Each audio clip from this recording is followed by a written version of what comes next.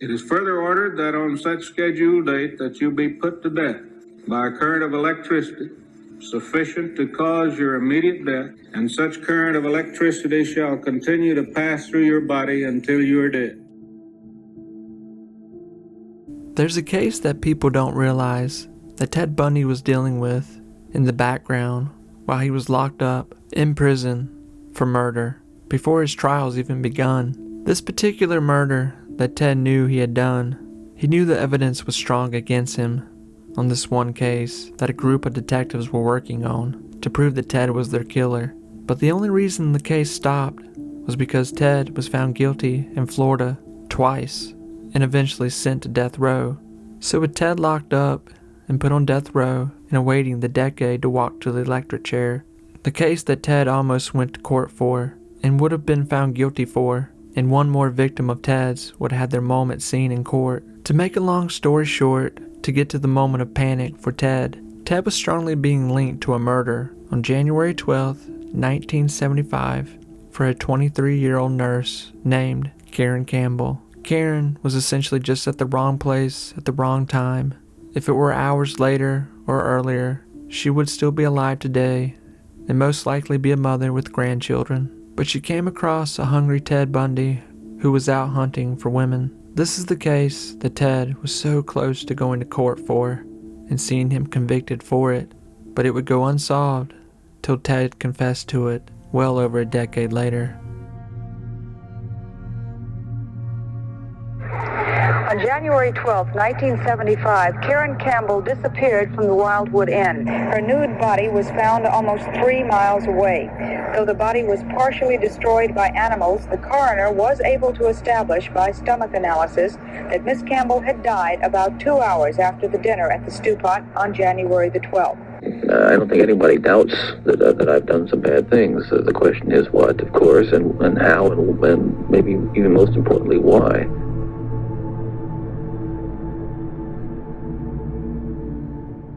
The murder of Karen Campbell was a pivotal moment in Ted's life that we can pinpoint very well, connecting the dots that make sense. Ted had been in Utah not even half a year at this point in 1975. Really, it wasn't even 6 months, and had started to make a mess there as well. Ted essentially drove into the state with blood on his hands. He had already taken a handful of girls. One of them was the chief of police's daughter, whose body was found naked in a ditch with pantyhose shoved down her throat, her face beaten in and strangled to death. The state was looking for a killer. The news had made its way all the way back to Ted's hometown in Seattle, right in the hands of Ted's girlfriend Liz. At this point, Liz was still in Seattle, letting Ted go off in what she thought attend law school. That December of 1974, Ted had been laying low, as far as we know. His last day of kidnapping had been a messy day. On November 8th of that year, Ted had had a botched kidnapping of 18-year-old Carol Durant. She went as far as to getting in Ted's Volkswagen as he lured her out of the mall. But as they were driving down the road, Ted would handcuff her and try to hit her with a crowbar. She would jump out of the car, running and screaming, with handcuffs still around her arm. Ted chased after her, but she had found someone to help her. This would be a huge problem for Ted later on, the following year, and then come back up when he went to trial for murder in 1978. Carol would play a huge part in convicting Ted later on. But that same day, Ted's impulse was so strong and overpowering for him, for his need to take a life. It would outweigh the fact that police were looking for Ted's car and his face, as Carol Durant was already at the police station that night. But Ted drove off and started the process over. Later that night, he would walk into a school play where he would start talking to people and even having witnesses seeing him that night. Ted tries to pick up a lady that works at the school, but she doesn't give in to him when he asks her to follow him to the parking lot. But as the play was going on that night, Ted was standing next to the door when 17-year-old Deborah Kent got up from her seat from her two parents and was leaving to go pick up her younger brother. When Deborah walked out of the doors, Ted went right behind her. He followed her out into the parking lot. It was dark and no one was around. We don't have exact details of how Ted took her that night, but from what the evidence looked like is that Ted hit her over the head, threw handcuffs on her and threw her inside of his car and drove off. Deborah was 17 and gone. The only thing that would ever be found of her decades later was a kneecap. Ted knew he had made a mess of that day for himself, so he laid low, and he just had life coming up that he had to deal with, Thanksgiving and Christmas. And that Christmas, we especially know what Ted was up to and who he was with. During the holidays, Ted was with his girlfriend Elizabeth and her daughter. These pictures are right before Ted would pick up Karen Campbell. Ted was in a moment of not having privacy and having to spend time with Elizabeth, who was with Ted over the holidays as they went back and forth to each other's homes to visit family. We also know that Ted was busy having one-night stands around this large time frame as well, and other so-called girlfriends that he kept separate from each other, that he would just see from time to time, pop in and out of their life. Ted was in no doubt trying to suppress his appetite for taking women and having his same ritual of torture on them. But the overwhelming impulse would eventually take over, and Ted starts to look for the next opportunity to show itself to him. In January of 1975, Ted had a clean slate, if you want to call it that. As far as we know, Ted had not attacked anyone yet in the beginning of the year. Ted is now alone and away from responsibilities, friends, and family, and does something a little different. He drives 400 miles away from Salt Lake City, Utah to Colorado, right around Aspen, to start the process of hunting. As far as we know, this is the first time Ted has been in Colorado. Ted knew he had to get out of town already because he had made such a mess just in such the short time he had been in Utah. But Ted started his new year with a new place and rule: to keep a low profile, and he knew it was easier if he had a woman walking with him willingly to his vehicle than jumping out and snatching her and dragging her off, unconscious or screaming. It took more time, but Ted knew he had to. He was in a heavy populated area with not many dark parking lots around. Ted, on January 12, 1975, knew he didn't have much time in Colorado due to needing to get back to school for the short time he would attend. But a key point at this particular time as well, of evidence that would come back up later, as Ted was driving around the area, he would stop and get gas using credit cards and keeping the receipt in the car. It would be a huge mistake for Ted. The day of the 12th, Ted was in full hunt mode. He had been snooping around Snowmass Village in Colorado. More than likely that day, it was like any other day when Ted was on the hunt. He would have many attempts trying to lure women to his vehicle or follow them, but he wasn't succeeding. But somehow, Ted finds a lodge called the Wildwood Inn. It was not too big and not too small. For some unknown reason, Ted likes it and snoops around the lodge. We really don't have a clear answer why Ted thought this was a good place to hunt for a victim, due to the close corners and being so compacted. But more than not, Ted was desperate to have someone that night. Ted was at the lodge for some time, we know this, making his way around into the lobby. He would walk in and out, more than likely watching the employees, and sitting down in the lobby and looking at the women walk in and out, seeing if there was one that caught his attention.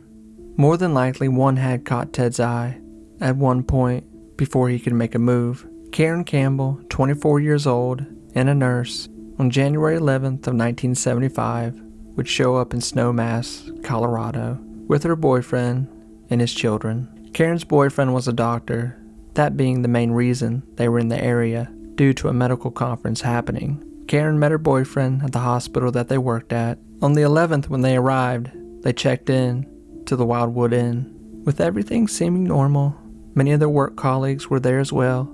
Everyone was friendly and excited. It was cold and snowing. That evening when they checked in, they really didn't do much. Grabbed a late dinner and really just sat in their room. It would be Karen's last night sleeping in a bed and dreaming. The next night, she would be naked and dead, lying on a hillside, with her head beaten in and coyotes starting to gnaw at her skin. The following morning, Karen's boyfriend left very early for the conference, but he left only an hour after being there, wanting to get back to Karen and the kids. He woke them up and they all went to breakfast and spent the day skiing together and sightseeing. It was a fun day. Later that day, they would end up at a restaurant called the Stew Pot.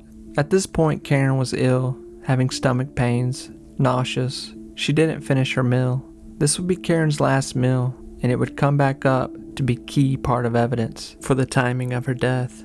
Karen and her boyfriend were staying on the second floor in room 210. They had barely even been there 24 hours before Karen would vanish. The same place they had entered the day before, carrying their bags.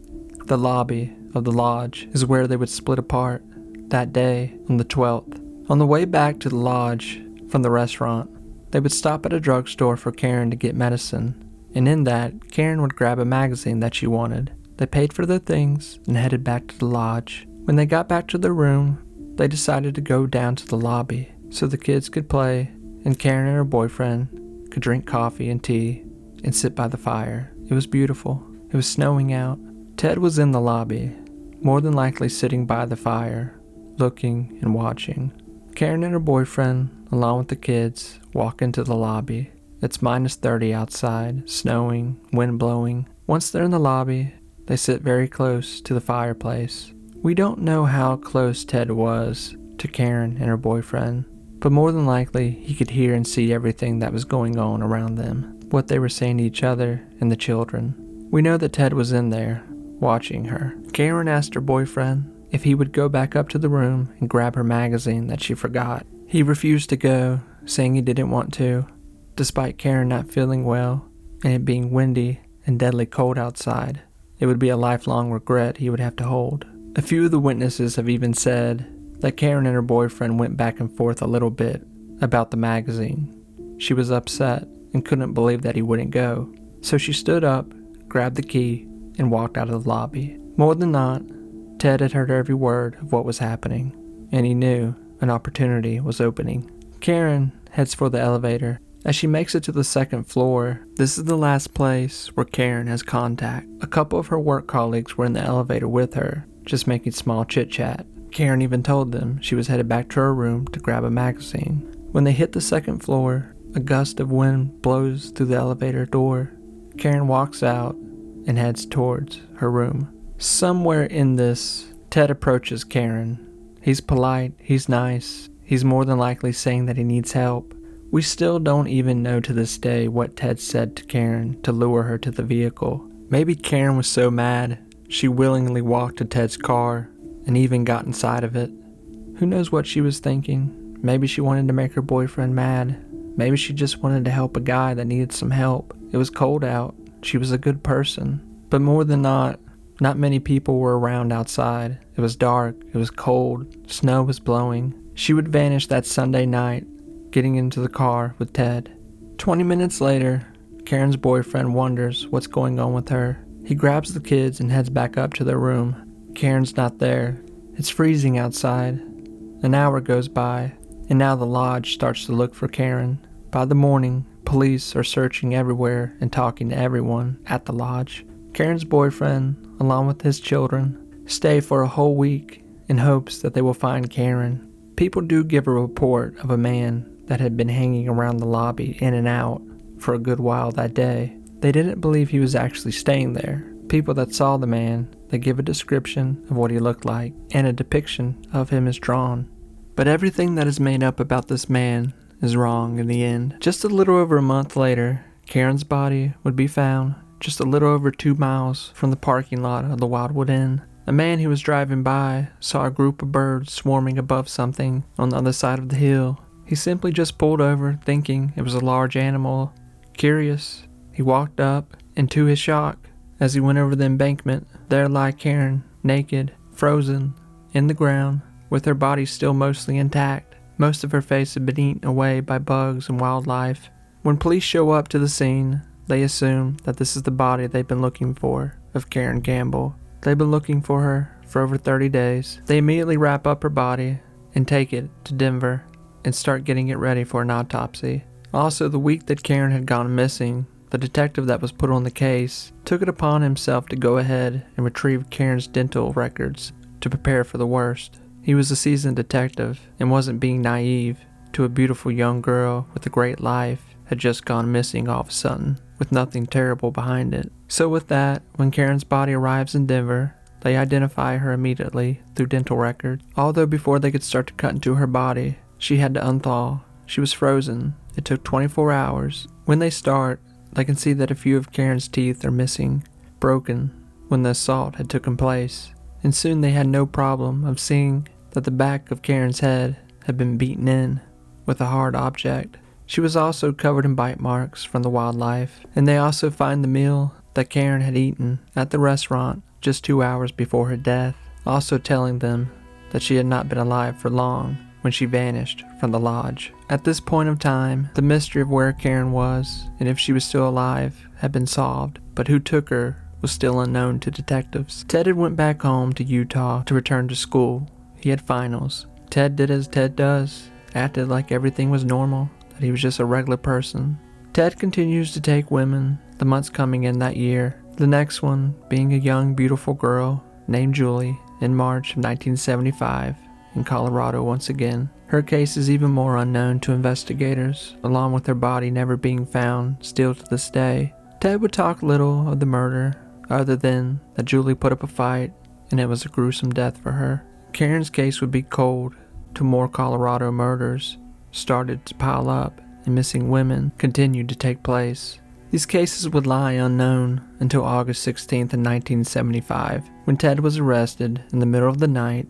Ted is pulled over, and when his car is searched, they find his bag. Inside, his crowbar, ripped linens so he can put it over the eyeballs of his victims so they can't see, an ice pick, tape, rope. He gives his excuses, but he's soon taken to jail. This is the moment Ted is displayed to even more law enforcement agencies that have been looking for clues for murders and disappearances around their own counties and states. And this is when Ted gets linked to Karen Campbell. In Ted's car, they find receipts around Aspen, Snowmass, other places in Colorado where other women have disappeared, time dates right on the receipts. When they look through Ted's car, they also find fibers of hair, chunks of hair, pieces of hair of women, so much so that they go as far to say that one of the hairs is Karen Campbell's. And this is how Ted would end up back in Colorado when he was extradited there for the murder of Karen Campbell.